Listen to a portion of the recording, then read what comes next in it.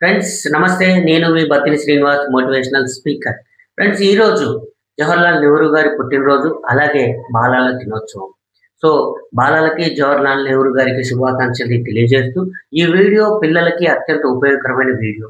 మీరు చూస్తే ఈ వీడియోని పిల్లలకి చూపించండి. పిల్లలు ఉన్న వాళ్ళకి ఈ వీడియోని సెండ్ చేయండి, ఒక లైక్ కొట్టండి దయచేసి. ఫ్రెండ్స్ విషయానికి వద్దాం. పిల్లలు అంటే అత్యంత ప్రతిభావంతులు. వాస్తవానికి నేటి బాలలే రేపటి పౌరులు అని అంటాం. ఈ దేశ నిర్మాణానికి నేటి యువతరం ఎంతో అవసరం. అంటే మరి ఆళ్ళ యొక్క పునాది బాలలు, పిల్లలు. మరి ఈ పునాది ఎలా ఉండాలి? వాస్తవానికి పిల్లలందరూ తెలుసుకోవాల్సిన ఒక చిన్న ముఖ్యమైన విషయం ఏంటి అనంటే, 0-6 సంవత్సరాల వరకి పిల్లల యొక్క మనస్సు అనేది పెరగదు. అందుకనే వాళ్ళు అత్యంత ఆనందంగా ఉంటారు. ఒక మనిషి జీవితంలో అత్యంతంగా ఆనందంగా గడిపే సమయం ఏదైనా ఉంది అంటే అది 0-6 సంవత్సరాలు. మరి అదే పిల్లలు 6-14 వచ్చే వరకి వాళ్ళ యొక్క మనస్సు పెరుగుతుంది.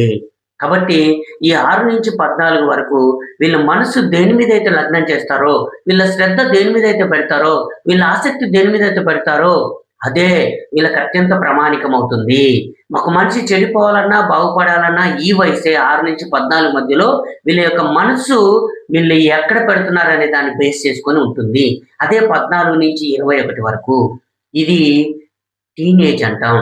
ఈ వయసులో మేధస్సు పెరుగుతుంది. శరీరంలో మార్పులు వస్తాయి. మనిషి జీవితంలో జరగాల్సిన అన్ని ప్రక్రియలు ఇక్కడే జరుగుతాయి. గెలుపోటములు ఇక్కడే నిర్ణయించబడతాయి.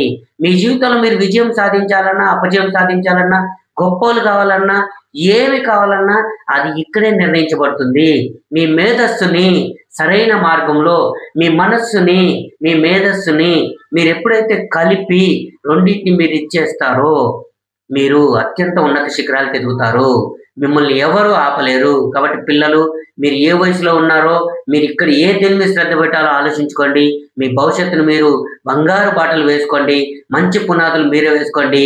మీ భవిష్యత్తును మీరే తీర్చిదిద్దుకోండి. Thank you very much my dear friends.